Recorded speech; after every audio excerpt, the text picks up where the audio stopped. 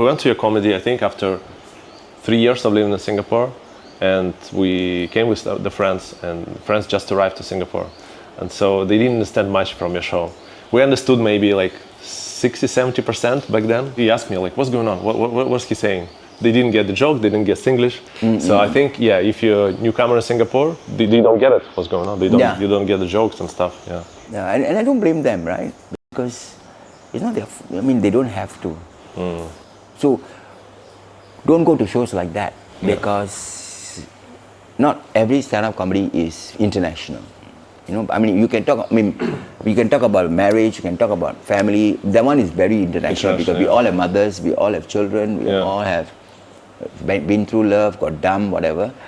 But when we come like Singapore context, it's very hard if you're not lived here for at least 5 years, because we are different demographic from anywhere around. Not anywhere around the world.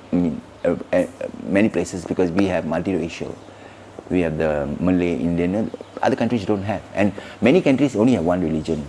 Yeah. We don't. We have all 4 or 5 religions. So that's why a lot of countries can deal with it easier, especially internationally. Like what you can say in America, I can't say in Singapore. Like, can you give an example? Like they can talk bad about Donald Trump. Yeah, personally about some politician. They can even say it on stage. Yeah. I can't. Yeah. We can't, because we get fined or arrested or something. Yeah. So the thing is, because the freedom that Americans or internationally have, we don't have, because of multiracial, inter-religions, all the 4 religions. So you want to make fun of something, you make sure it's closed door.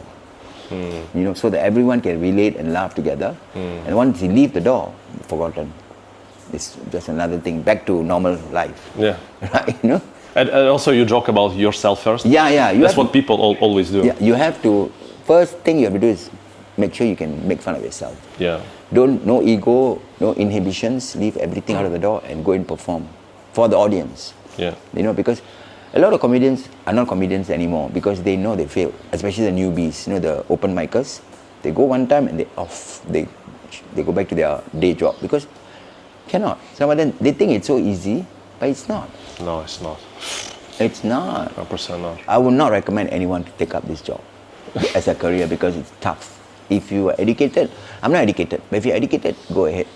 Yeah. And work whatever you're studying for and work your job. Don't try and do this because you think that I want to try because I think it's easy.